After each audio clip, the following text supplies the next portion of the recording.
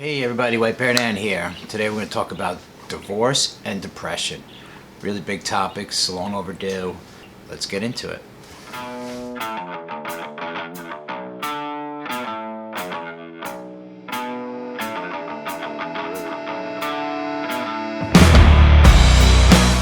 Hey everybody. So today we're going to talk about the serious topic of divorce and depression. I could give you from my perspective of, what it was like for me, but to be honest with you, when I started doing this video, this is the third time I'm making this video, or trying to make this video. Hopefully this is the last. I started looking at some of the data, and I was just really felt compelled to make this video. I don't know why this one has been the hardest one to make. I think it's because I've struggled with depression probably my whole life, and and mental illness is a whole other issue, but I really want to stay focused on depression and men and divorce. First of all, if you are going through it, I am sorry. This is just not something that's your fault. There are people to talk to. Hopefully you've reached out, you're watching this video, hopefully this is doing something. I'm going to provide all links to stuff down below, but if you are struggling, right up front, if you are struggling or having any thoughts of hurting or harming yourself, please reach out to somebody. I mean, this video might help, but I highly encourage you. You are worth it. You should reach out. There are people in your life that care about you. So by all means, do that. Okay, so I'm looking through my notes, and one of the things that really started jumping at me were the stats were really frightening. I'm sure many of you are aware, but it's about 75% of all suicides are men. That is a very staggering statistic. When you start breaking it down into groups and age groups, you start to realize that men ages from 45 to 65 are really the leading group as far as taking their own lives. When it comes to divorce, a divorced person is 2.5 times more likely to commit suicide than a married person. But when it comes to men, divorced men are almost 9 times more likely to commit suicide than a divorced female. That is just a staggering statistic. And listen, I could go into multiple reasons why that is happening. Listen, it's not easy. Everybody's got some crazy stories out there. I listened to some of the stories about divorce, and I am completely freaked out and appalled.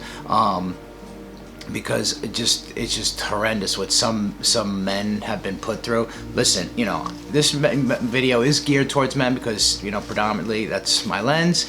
The biggest issue, especially for me, is the removal of out of your child's life. That I don't think is taken into consideration as much as it should. I'm gonna go make another video about talking about how I told my kids, we were getting divorced, but it was just something that was really difficult to do, was to move away from my kids and be out of their life, and then not be in their life in a full-time capacity. There's a void, and obviously there's, the horror stories, right? Whatever the mom telling, whatever. But this really, again, I don't want to get off on too many tangents. For that guy that out there is divorced and you're depressed, you need to put all the other stuff aside and really focus on you. The thing is you're not going to be able to make anything better if you're making it worse. So one of the biggest things that I always tell people is, if you're in a hole, the best thing to do and the first thing to do is to stop digging. You do not want to make this worse. If you're depressed, the last thing you want to start doing is drinking and doing drugs and more of them. This is not the time to kind of just kind of medicate and not deal with those emotions. They suck. The emotions that you're feeling are horrific. They're horrible. They hurt. They're painful. But they're temporary. You're going to get through it. You're going to get past this. Everything is kind of exacerbated because of the pandemic, so it makes things really difficult to kind of navigate all this. It's really crazy. You don't know what's going to happen next, especially in your life. And I think the hardest thing to kind of convey in these videos is there is hope. I have hope for you. People around you have hope for you. There are people in your life that you don't even realize need you. And like I keep highly encouraging, if you are struggling with this, please seek some help. See a therapist. When I talked about my first year after divorce, like the commitment to your own mental health is huge.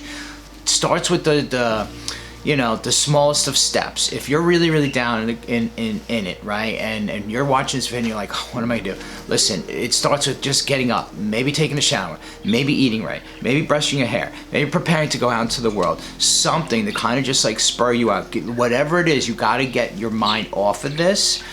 You cannot dwell in it. You're going to be your own worst enemy. Somebody who has experience of mental illness, I would tell you, if you have some sort of mental illness, your brain lies to you. It tells you stories. It tells you things that are not there. It tells you things that are not true. It makes assumptions for you. It's making assumptions of how people feel towards you. It is a daily struggle that I go through, and one of the reasons that I really kind of felt the need to make this kind of video, that if you're out there and you struggle with any sort of mental depression or anxiety, this is going to be compounded by divorce. Divorce is not something that complements anything. Once you get through it, at the end, yeah, you could say divorce and it is a thing, but as you're going through it, as you're in the midst of it, it is tough. And I recognize that depression is a big piece of this, and that was one of the reasons that I just kind of felt the need to make this video. And finally, one of the last things I really want to say is that especially if you're going through the divorce and the depression associated with it, understanding you're going through the 7 stages of grief, mostly the first 5. The last 2 are kind of acceptance and moving on, but where you're deep in it. And the thing is you're going to get to a point where you're going to start blaming, and blaming is going to be a very big piece of divorce. It's very easy to kind of fall into the blame game. It's very easy to kind of fall into like, oh, it's her fault, it's their fault, if I should, get it.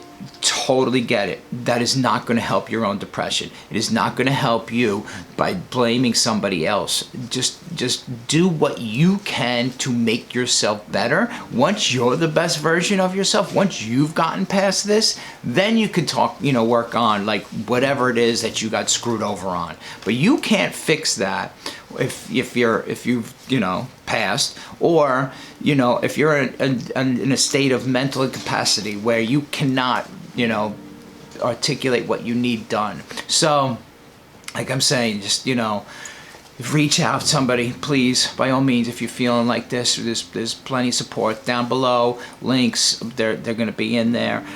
Just keep your friends around. Know that you are loved. Know that you're not alone. Don't blame. You're going to get through this. By all means, if you need to, leave comments below. Thanks for watching. Stay well.